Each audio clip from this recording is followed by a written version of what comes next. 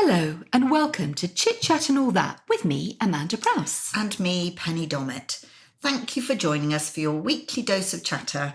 We're going to be talking about all the things that we usually discuss around the kitchen table. A diverse range of topics, as you have come to expect. And you can, of course, catch up on all previous episodes from wherever you get your podcasts. Yes, press the like button, subscribe, follow, pull up a chair. I'm so Get proud. the kettle on. So proud. Thank you. I've been practicing. That was almost flawless. I wonder if Penelope. Subscription. It's nearly as bad. Oh, isn't you're it? just showing off now, Pen. Subscription. What else begins with sub? Subpar, subhuman, submarine, Subterranean. substandard. Yeah. Submarine. I can say that. It's the script bit in the middle. I could have told you that, darling. It's It wasn't hard. the marine bit. It was the scription bit. Oh, my gosh. Well, here we are, Pen. Another lovely day, she says, even though the weather isn't that great today. Family But hopefully... And I haven't mentioned it. Beat you to it. Yeah, exactly. You thought, get in there. Annoyed you, didn't it? Actually, I hate to say it. I'm actually really pleased it's raining.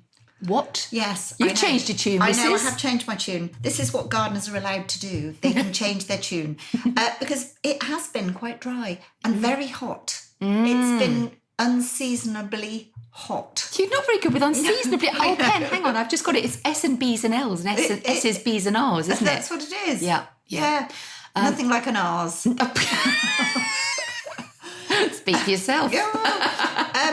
So it's actually been very, very hot when the sun is shining. And of course, things are... That is your scientific report for the day. It's very, very hot when the sun is shining. I'm glad that physics degree wasn't wasted, Pen, honestly. But we needed a bit of rain because watering just doesn't have the same effect. Is that right? Yes. There's something in rain. There's obviously minerals, stuff that comes from the atmosphere. This is your physics lesson. That definitely makes plants grow quicker. Can I just say, when you were at school, if our teacher was hungover, bored, drunk, whatever... That was the one I had. Exactly. They used to put a video on. We're going to watch a video. It was the greatest day of our life. Video. You just Do you got to remember those TVs on big four legs with the little... Exactly. The little box vast on the top. televisions. Yeah. And we used to call ours Eva Ledner because it had one of those wires on the top from that children's programme. What was Eva Ledner? It was a cartoon. Oh my gosh. About. There was a children's programme and there was a TV character called Eva Ledner. And I can picture it on in the corner of the lounge, but the name of it has escaped me. I'll find out and I'll post it. Anyway, we used to call the TV Eva Ledner. It was like, yay, Eva Ledner. As soon as she came out, you were having half an hour of basically just free and chat time. And then they would put on the most boring video. Not saying you're boring, but it was very much that kind of superficial level of, here is what happens when rain falls. It has stuff in it. Yes. That helps plant growth. Yes. And you'd be like, what stuff? Don't ask questions, just watch. I'm hungover. That was my teacher. Yes. So I've been very pleased that it's been raining. And also I've been getting lots of seedlings in the ground. Things are really growing. So it's been fantastic. So I'm really, really pleased. How are your sweet peas, Pen? My sweet peas are looking fantastic. I actually picked enough to make a big bunch. It's one of our best sellers, actually. I'm not surprised. They're stunning, aren't they? We're very lucky. We actually start sowing them in the autumn. So they stay in the greenhouse and then they really have a good start. In your whopping greenhouse? In my whopping greenhouse. They have a good start, which means now I am reaping the benefits and I have very long stems, very tall sweet peas. Is there anything you can do to prolong the life of a sweet pea? Because you very kindly gave me a bouquet, as you nearly always do when you come visit, which is the only reason I'm your friend. But essentially, they're the things that die first. So I'm always pulling them out and everything else seems to have a bit more shelf life. What can I do to prolong the life of my sweet peas, Pen? Unfortunately, by their very loveliness, that is what makes them so special because they do have a slightly shorter shelf life, vase life, than other things. But hopefully the ones I gave you have at least 3 or 4 rows of ruffles. Oh, yeah. Is that what we call the petals? Yes, the petals, yes. And they will start fading from the bottom. So if you start... I know that feeling. If you start taking off the ones that have gone over from the bottom, you should still have the top ones for a good few more days. Oh, that's a good tip. Yes. But also, have you been making sure that every day you change the water? Yes. No, you haven't, have you? Yes, no. Honestly, the difference in vase life is huge. You can have a good extra couple of days if you bother to literally grab all your flowers in the vase, hoik them out, give the vase a good swish round with some I'm glad you're water. doing a physical demonstration with your hands. With my hand. It's great. Swish round with some clean water, fill it up with some lovely new fresh water. You can snip a tiny bit off all of the ends of the stems, put them back into the water. Literally, they will have another couple of days' life. Okay, well, I will do that, I promise. Some people do things like put lemonade in or put, gin. Honestly, or what's that all about? If you really don't need to. If you keep doing exactly that, taking out the faded stems, little snipple across the bottom, back into fresh water will just keep them going. I promise you. You don't need to add anything else. I'll do what I need to because obviously it's a shame when they, Yeah, and make sure you don't leave them in full sunlight on a windowsill. No. You don't leave them next to your fruit bowl. You told me this, and Yes. I've taken that on board because I didn't know my banana nanas were giving off a nasty, noxious gas. Yes, nasty, noxious nanas. Nasty, noxious nanas. That's why we haven't got any in the house at the moment. I'm keeping my flowers alive. I must say, I did manage to make you a breakfast this morning of a kind of concoction of yoghurt and oats and seeds and nuts. And we're both sitting here picking chia seeds and almond out of our teeth. It's most attractive. But... do you know, I still say this all the time. It really doesn't matter what it is. The fact that you have prepared something for someone else is wonderful. You actually made us a meal this week. A meal? I did. And I tried extremely hard because obviously the mockery that occurs when I get it wrong, for me, frankly, is so soul-destroying. I thought I'm really going to try it. So I did a Jamie. Plucked a Jamie recipe, and it was a slow-cooked beef ragu to go on pasta. Seriously, Mandy, it was absolutely delicious. Rob actually had a second helping. Which is extremely unlike Rob when it comes to my cooking. And do you know what he said? Do you know what he said to me? We were sitting alone at the table. You'd obviously gone off to have a fag outside or something. Or get a sneaky gin. He said, do you know what? That wasn't half as bad as I was expecting it to be. Now, I know that deep down that was a compliment. So I went, thanks, Rob. And he went, no, seriously, that was all right. It really was. But my point is, it doesn't matter what you do for someone. The fact that you have thought of doing something, as I always say to you, you could boil me an egg. It would probably be a very hard-boiled egg. It would. But even so, the fact that you've done something really is just wonderful, and I am very grateful. Oh, thank you. What are you grateful for? Oh. Flowers. Flowers, so much. It's weird, isn't it? I was reading, there's loads of reports out about the benefits of expressing gratitude and living a life full of gratitude. So whenever I've heard the word gratitude, I've always thought, well, that just means what? Saying thank you and appreciating what you've got. But it's so much more than that. It's an entire mindset that scientists actually say can change the way you perceive your place in the world, your success level, your self-esteem, your self-worth, your confidence. Everything can change if you express and live in a state of gratitude. So I've kind of done a bit more of exploration of that because I thought, well, that's interesting. I'm really interested in anything that's going to enhance life just by something you think about, or, it's not going to cost any money, is it? You're literally just got to change the way you think about things. And it's almost like a bit of common sense. It's almost quite obvious that if you feel things are good, you'll believe things are good. And I'm not talking about when you're in the weeds. I'm not talking about when you're going through something that's hard, difficult, grief, loss, all the things that we've experienced and we talk about. But just every day, if you kind of think, you know what, I'm extremely lucky, because there is always a hell of a lot of ways that things could be a whole lot worse. I always think whenever somebody says, oh, I'm really grateful because I live in a house, I can't stop thinking about that sketch with the Monty Python sketch oh, you're so lucky to live in a house. I live in a box. All of those. Yeah, I know the ones. But you are so right, because there's always something. There is something. You know, I've got 2 arms as opposed to 1. Yeah. I've got, you know, somewhere that I can keep dry. You're loved. I mean, yeah, you're loved. Actually, it's very interesting, that article. And I know we spoke about it briefly before, that the fact that so many people spend their lives rushing and so busy, they never actually stop to think, do they, of what they have or haven't got. And also, Pen, I don't know whether it's a modern phenomenon or whether just because we're getting older and maybe starting to think of things in a slightly different way, but I feel that at the moment, and in fact for the last couple of years, almost pre-COVID and certainly since COVID, for a lot of young people, it can feel like life is a huge competition. You know, that race to get the spot, get the mortgage, earn the money, win the girl, get the guy, you know, look this way, weigh this much, whatever it is, it's like a constant race. And not only are you in that race with your peers, but your age group, your community, your demographic, but also with yourself.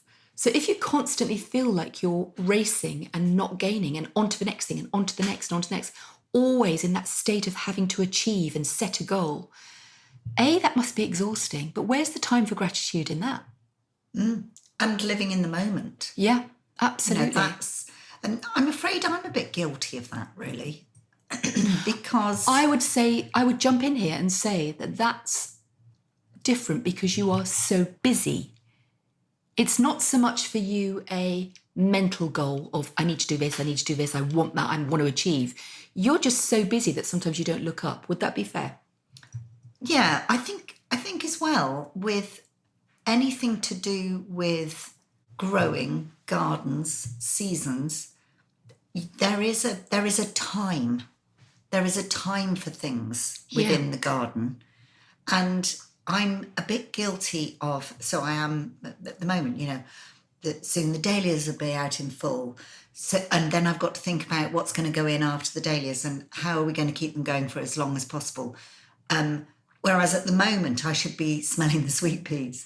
Do you know what? I've never thought of that. That's really, really interesting because my time, my sort of internal time clock, my mental schedule, if you like, is the length of writing a book. So I always think, okay, so the windows need cleaning, you know, my roots need doing, I need to go to the dentist, I haven't visited, you know, so-and-so for quite a while.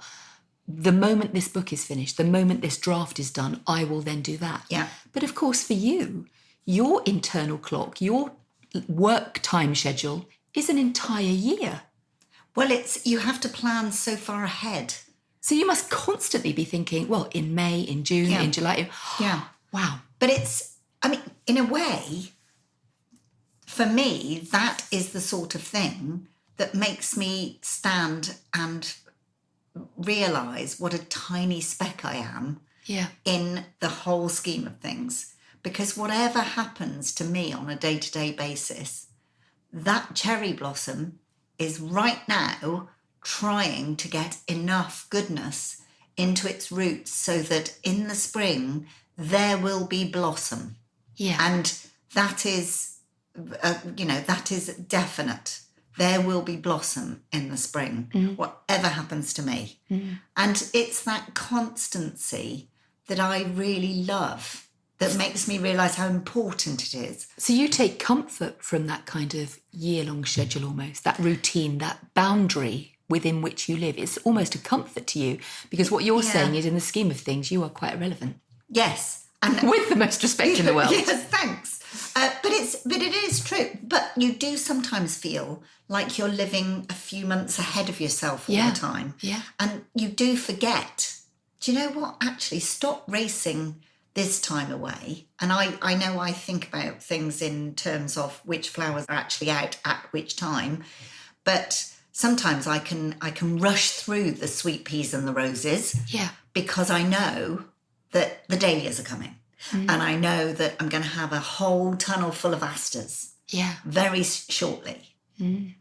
but then you've got to wait and actually enjoy what it is you're doing now. But it's quite hard. Wow. It is quite hard. But you must be the same. I mean, I know you're always talking to me about the book that's in your head that will be coming out in a year's time. That's true. And yet that's not the book that's coming out in August. No, absolutely true. Book comes out in August is obviously Swimming to Lundy. Little plug in there, Pen. Little plug.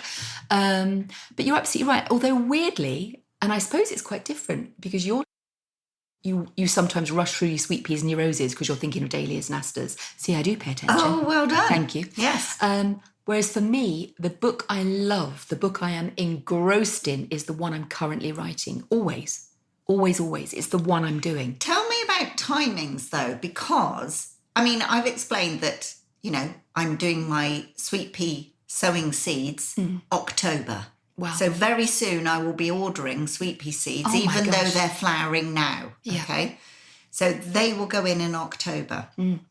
Then, obviously, they flower in June. So it takes all that time. I know how long that takes. With a book, supposing today you go, nugget of an idea. Which I probably will happen, Pen. You're going to write about sweet somebody peas. who grows sweet peas. But you know what? It's really interesting you said that. Something has sparked in my head about the constancy of gardening. I think that title's been taken, don't you? So. But it's absolutely true, isn't it? It's making me think about the rhythm of the life of a gardener. There's definitely something germinating. Yes. So from that nugget, how long is that nugget before it gets onto a printed page? Oh, before it grows arms and legs. So, I mean, it varies, and it also varies author to author. But for me personally, the story will suddenly come to me completely into my head, as you know, this is how I work. And I will pop it into one of my mental filing cabinets. And then probably in a few weeks' time, when I've got drafts of other books in, and I've done a lot of the PR and press for books that are coming out, I'll think, right, what am I doing next? And literally I will go to the laptop and start writing. And so you haven't written any notes down? No, I never do. You've not used a pencil by your bedside table? No, I don't need to do that, which is odd, I know. But I'll start writing and I think, which one do I want to write? Because by the time I get to that point, I've usually got 2 or 3 options that have come to me. And I've got a couple of options I've already got in my filing cabinets. One came to me a few weeks ago when I was in Foy and just walking on the Esplanade, and I just got this whole book. I thought you meant you'd come across a dog. No, that was the whoosh going in, Pen. Oh. And I'm thinking, I might do that one, but actually, the one we're talking about today, that may even become more sort of enlivened, may bloom quicker, may be more attracted to me, and I may go with that one. And then I will write that book, and that will probably come out in about 18 months after I had that first thought. So are you led then? So supposing you've got all those things, ideas, you sit down at your laptop, you do chapter 1. Yeah. The sweet pea sowing. Catchy title. No one's buying that, Pen. I've got to say, no one's buying that. You started writing. Mm-hmm. Are you led then by some publisher person that says, right, I want that book by next Thursday? I already know my publishing schedule so I'm quite unusual. So we know that. Lots of, not in a good way, lots of authors will, because of the nature of their relationship or the way that they write, they will have to present, or they do present rather, few ideas or one idea, and their editor will say, let me have a think about that, and they'll take the idea and they may go to a team and they'll analyse it and think about it and go, this would be better if you did X, or we quite like it, but have you thought about B? And they will shape that book before they start writing together.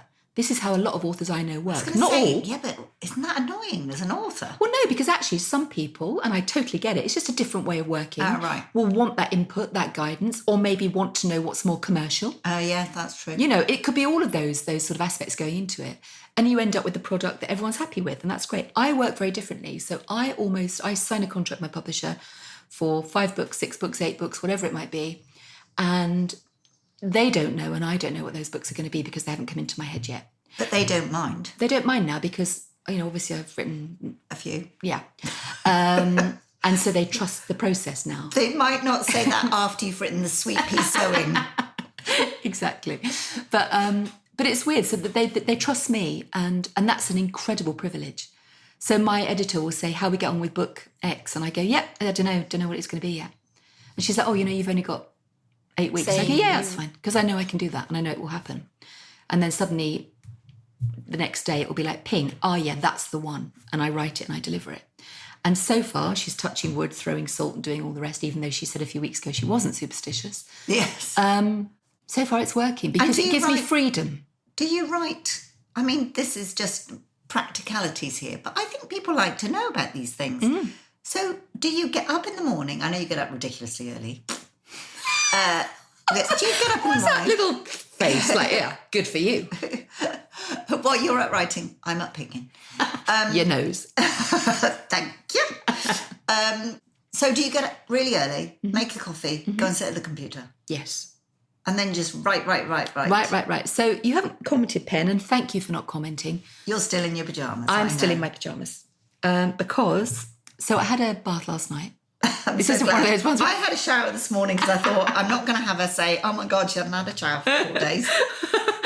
Even though that's often Anybody who hasn't listened to previous episodes will think, what on earth are they talking about? Mind you, to be honest, most people say that all the time anyway. It's true. Also, we're preserving our biome by not showering, aren't we? Apparently we learnt that. Yeah. So no, I get up in my pyjamas and I start work, and it's kind of like, and in fact I was saying yesterday, if you could have said to my teenage self, you won't have to set an alarm because you're going to be up by 6 o'clock anyway, you will be able to go downstairs in your own house in your pyjamas, and that will be your job, sitting on a sofa and writing things. I'd have thought, that just can't be possible. That is absolute, like, the dream.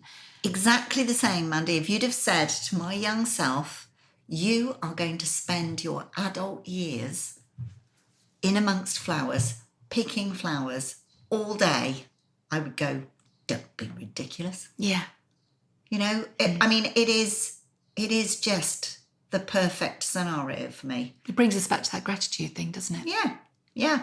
I mean, you still are a bit the same as me. We both of us go, can't believe this. No, I'd still feel that, yeah. This is going to end tomorrow. Yeah. And something's going to happen and, they're going to go, you're not any good. Yeah, I still feel that now. I always feel, I don't want to say it actually, because I remember having a conversation with my mum, and she said, it was just the most bizarre thing, because usually when I'm talking to my mum, we're just like mucking about and we're talking about, what sandwich we want or, what we're having for tea. It's all very sort of banter. Nice, but it's just day-to-day stuff. We would drive along and she just said, I feel so lucky. I feel too lucky. And I said, what do you mean? And she said, I don't know. She said, I've got 4 beautiful, healthy adult kids. I've got lovely grandchildren. She said, I just feel, I'm coming to sort of the end of her years. My mum's nearly 80. Hopefully a couple more left in her because I need jobs doing. She said, I just feel too lucky. And then the next week, my brother died. Oh, yeah, you see that. And it was like, dangerous. I don't want to have those thoughts and think that thing. And it's really funny. Talk about change the mood, Pen, but this grief journey, even though time marches on, my grief is almost stuck. My grief is stuck. If it's like if life is a flowing river, my grief is a rock in the middle of that river that I am sitting on.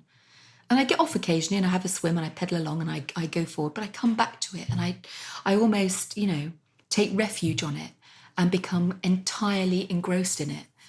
But it makes me realise that I haven't actually grieved as much or to the level that I need to fully let go of that rock. But don't you think that's why it's so important and so special that we do have that rock? Because you wouldn't want to just flow past and not think about stopping and thinking about that person, that grief, that situation that you are struggling with. Yeah. And surely there will be, over a lifetime, you will have built quite a few rocks in that river. Yeah. And all rocks together build a stronger wall. Oh, I love that, Pen. It's a good idea. Do you know what I mean? That analogy actually is really, I don't want to be all cliched and, twee, but it is true. It is true. True. Yeah. And I think sometimes people are embarrassed by grief and they want to just be fine. I'm fine. I'm embarrassed. Stiff upper lip. I'm fine. I think I'm embarrassed by how it still has the power to floor me. So we had a party, as you know, a few years ago, and it was the last time all the family was together at the party. And just before everyone arrived, Simon, my brother, got these, I don't know what you'd describe them as, they're sort of these long... sun catchers. Almost like a wind chiming sun catcher, and they've got elephants on and bells, and they're these long strands. I think they're Indian, they're absolutely beautiful. And he said, I'm going to put these in the tree. And when the wind blows, the bells... And I said, oh, that's lovely. And I remember he went and got a ladder and he tied them all up in the branches. And I hadn't thought about them for a while, and I walked up to the paddock, and there they all were, just hanging in the sunshine. And I thought, and I just pictured him putting them in there. And that absolutely just, and it's, I think that's what set me off. When was that? Was that a couple of days ago, wasn't it? It was. You were with me. We brought the bench You over. did. We brought the beautiful bench over. But it's kind of thrown me the whole weekend's been thrown by it. I just keep going and looking at them now and thinking of it. And it's great to think about him. But at the same time, it makes me realise this is how I feel right now in my chest and my throat. That's how I felt a year ago. It's how I felt 2 years ago. It probably wasn't exactly how you felt 2 years ago. A year ago, it was different. And now you have moved on. And that's not to say that the grief is any less. No. But it's different. It's different grief. Yeah. And the sort of longing for more time or, more conversation, more laughter, all of those. That's one more. Yes, one more. One more. That's all I'd like. Yeah, one exactly. More. But you have to know that it doesn't. Your grief is not a thing to be embarrassed about. No. And you at the most ridiculous times. And other times, this will sound a bit odd, but other times I feel, how can I put it, sort of surprised by my lack of emotion. Yeah. As you know, I lost my sister. And sometimes I sort of don't understand why I'm not more upset. I have times at like that certain too. things. Yeah, I have times like that too. And I feel sort of not cross with myself, but a bit like, oh my gosh, why doesn't that make you feel sad? And that's quite unsettling as well. Yeah, I know what you mean. And it's sort of like things that other people find deeply emotive. For me, are just like, oh no, I think that's great. Yeah. I like to think of that. I like to remember it. For me, it's the small detail, the small things that catch me unawares. Yes, but that's true of everything. Yeah. I think if you've ever lost anyone, it is the crazy things. I mean, I remember not very long ago, my father, as you know, was a much older parent. I think I was in my late 20s when he died. And he was 78, I think, when he died. And it wasn't that long ago. And I got really upset because I remembered how it felt to sit on his knee. Yeah. And I thought, I really miss that. And that made me upset. And I thought, how crazy, all these years later, something like that. Can I ask you a personal question? Yes. Do you think you are better at grief because you've experienced it more often, so therefore you've learnt coping skills, or you know what's coming, or you can navigate it, or is every grief different? That's really difficult.